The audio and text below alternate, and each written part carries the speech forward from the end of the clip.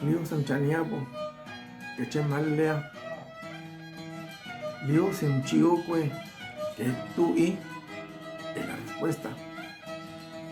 Ahí sí, igual. Chamonti, igual. Hola, ¿qué dices?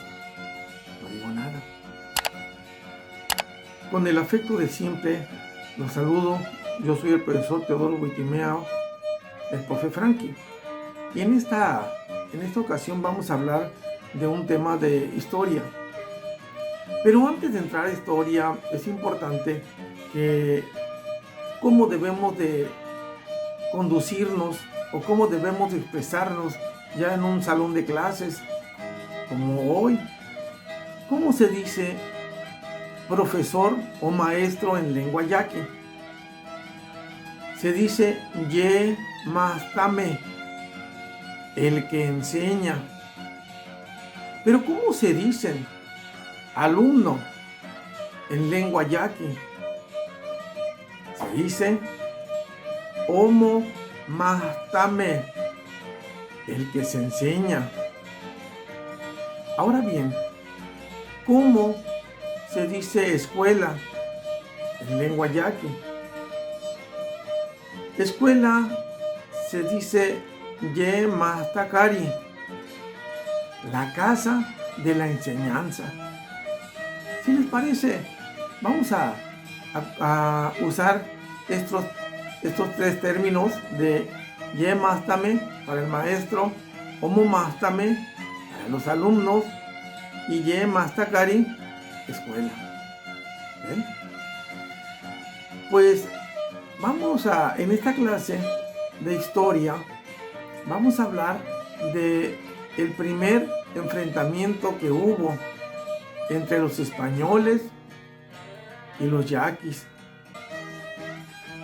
¿En qué año fue?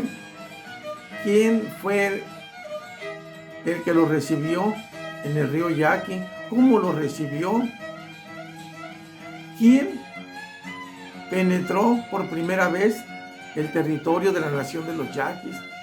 ¿En qué año lo hizo? Les invito a que disfrutemos esta clase de historia. ¿Bien? Para este tema nos vamos a basar en libros de historia de Óscar Sánchez, de Los triunfos de nuestra Santa Fe, Sonora, Luces y Sombras, algunas bibliografías para tratar de tener los datos más puntuales. Bien, corría el 5 de octubre del año de 1533, cuando llegan por primera vez a las riberas del río Yaqui los españoles, en la figura de Diego de Guzmán, que venía de Galicia. Pero antes de esto, déjenme les comento que cuando llegan a la Nueva España,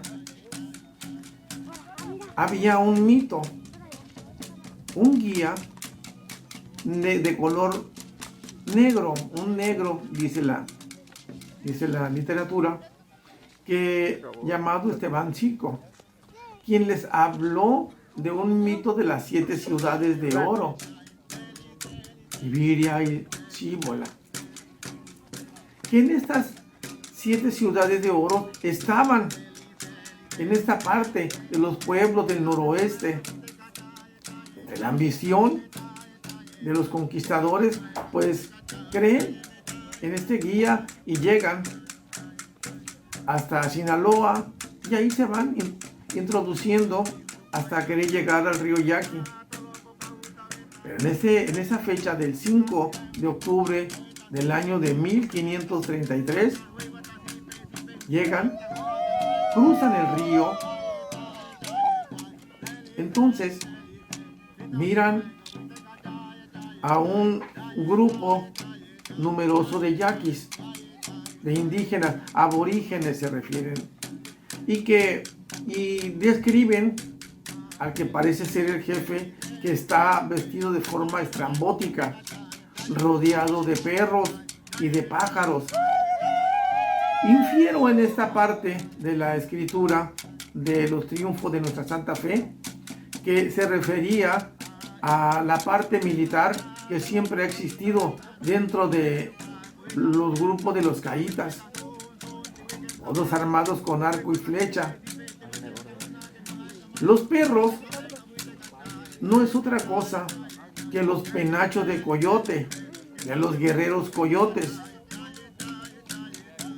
Los pájaros son las plumas que tiene el penacho.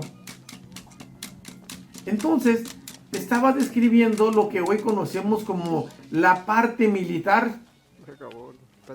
Pues se acercan.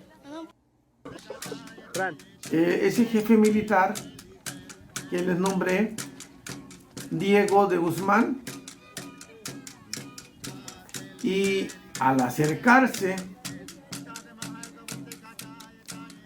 el jefe mayor indica a uno de los guerreros poner una raya, traza una raya, agarra un puño de tierra y la lanza al aire, dando las indicaciones a las personas que eran sus voceros, que eran los ocoronis, que tenían esa, que podían entender, a los traductores que le decía que se retiraran por donde habían llegado, que porque si cruzaban esa raya los iban a matar.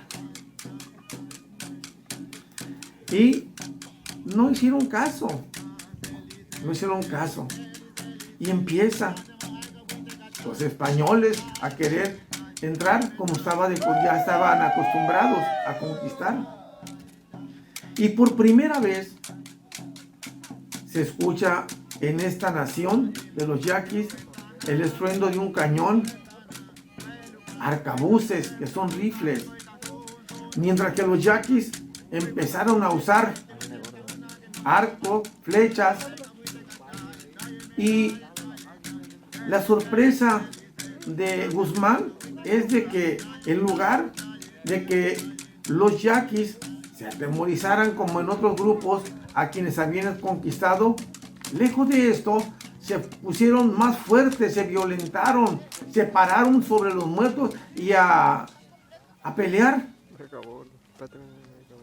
El yaqui tenía un concepto de que creía de que el caballo que no conocían y el jinete eran la misma persona, que matando el caballo también mataban al jinete. Pues con todas estas desventajas, los yaquis le propinan una derrota a Guzmán, a Diego de Guzmán, y se tiene que retirar. Lo intenta y vuelven otra vez a sufrir un descalabro. Se van. Habla de un yaqui muy importante que muy pocos conocemos. Está hablando de un jefe, el primer jefe que conocemos, Aniat Baalute, el que le hace frente. Aniat Baalute significa la sequía del universo, la sequía en el mundo. Vamos a ver ahorita otros enfrentamientos con yaquis, pero este fue el primero. Se me olvidó puntualizar que los yaquis le dijeron a Diego de Guzmán que sí los iban a atender. Creían que le iban a dar provisiones, alimentos, pero la desconfianza que tenían de ellos les dijeron que estaba bien, pero que primero les iban a amarrar los pies y las manos y de esta manera dejarlos que entraran. Es cuando Diego de Guzmán da la señal de que empiezan a golpear, empiezan a la pelea. ¿Ven? Entonces, ya pasa tantos reveses que recibió el militar español que deja a los yaquis. No se atreven a cruzar el río ni en las cercanías, de una manera que le consideran pues algo fuerte. En el libro de Luces y Sombras de una identidad, habla de esta parte de los yaquis. Ya dijimos que en el año de 1533 fue el primer enfrentamiento entre Aníbal Ute y Diego de Guzmán. Pues bien, corría el año de 1600 aproximadamente, cuando Diego Martínez de Urdaide, que era un sanguinario, ¿sí?, un asesino, llega nuevamente a las riberas del río. Lo vuelven a recibir los yaquis. Sus intérpretes le dicen a los yaquis que quieren que les entreguen a dos indígenas que son suaques, de nombre Juan Lautaro y Babilomo. Los yaquis no aceptan entregarlos y empieza de nuevo a enfrentarse con ellos. De nuevo, con tal fiereza y con tanta entrega, el yaqui empieza a hacerle frente. Eran bélicos, eran grandes personas, grandes guerreros, dominaban lo que es el arco. Dice una parte que temblaban el arco al grado de casi juntar los extremos del arco. Con esa fuerza lanzaban las flechas que estaban envenenadas con ramas que solamente requerían rasgar una parte nada más de las carnes, y con eso tenían para morir. No alcanzaban porque no había una hierba que contrarrestar este veneno tan poderoso. Pues en el año de 1600 se hicieron varias batallas. Urdaide vino a la nación de los yaquis en 2-3 ocasiones, las mismas que fueron derrotadas. La última dice que en el libro nos dice que fue tanta la derrota que sufrió Urdaide, que obligan a este español a refugiarse en la parte alta de una loma cerca del río. Los yaquis los esperan abajo, sabiendo que tienen que bajar a tomar agua. Urdaide, que es un militar, con una estrategia, suelta a los caballos. Hambriados, cansados, sedientos, los animales sienten la necesidad de salir. Le queman. Urdaide quema la rama, y esto libera a los animales que corren. Los yaquis se van con esa estrategia, arrancan atrás de los caballos creyendo que es Urdaide, los militares quienes están huyendo, mientras que Urdaide y la poca gente que quedaban con él, dice, se desnudaron y tomaron rumbo a la región de los mayos. De esta manera ya Urdaide deja de estar alterando el orden en la nación de los yaquis, crea o genera un respeto hacia esta nación. Ya no la molestan. Todo esto de los enfrentamientos, el último fue en el año de 1608, de lo que hablábamos de este cerro, una loma. Debe ser una loma, porque al subir con caballos debe ser una loma cercana al río Yaqui.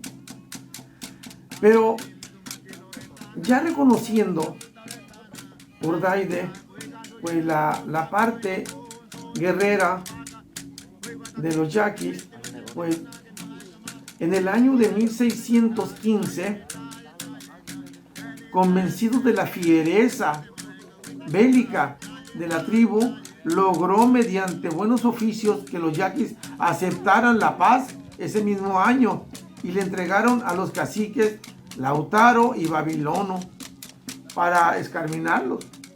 Por supuesto que lo mataron. 2 años más entran ya los religiosos a empezar a hacer tu trabajo. De este tema vamos a hablar después. Por lo pronto quisiera resaltar la forma en cómo los yaquis han defendido la nación de personas extranjeras, y todavía resaltar más a ese guerrero de nombre Aniat Baal Utek, a esos perros que dice los triunfos de nuestra Santa Fe, que se refiere nada más y nada menos que a la parte militar de los yaquis. Los penachos de coyote. Recordemos que el penacho de coyote es símbolo de la milicia, que con la piel del coyote, por ser ellos los yaquis hijos del universo del Huya Ania, que también, al igual que pensaban ellos que el caballo y el hombre eran una sola persona, ellos pensaban que iba toda esa fuerza, toda esa parte del animal, por ejemplo, la sigilosidad, la forma de cazar y las plumas, la vista del halcón, de la aguililla, del quelele. Todo esto lo iba en una manera de ósmosis, quizás iba a permear dentro de su cuerpo y hacerlo todavía más fuerte, más invencible. Espero que esta clase les haya gustado. Poco a poco vamos a ir hablando de otros guerreros importantes. Por lo pronto les dejo a Aniat Baal Utek como el primer yaqui que defiende el territorio con todos sus guerreros. Chigokwe Uttesia. La encomienda de siempre. Hablen lengua yaqui. Tú que hablas, háblale a tus hijos, a tus nietos. Pero también tú que hablas otra lengua originaria, también háblala.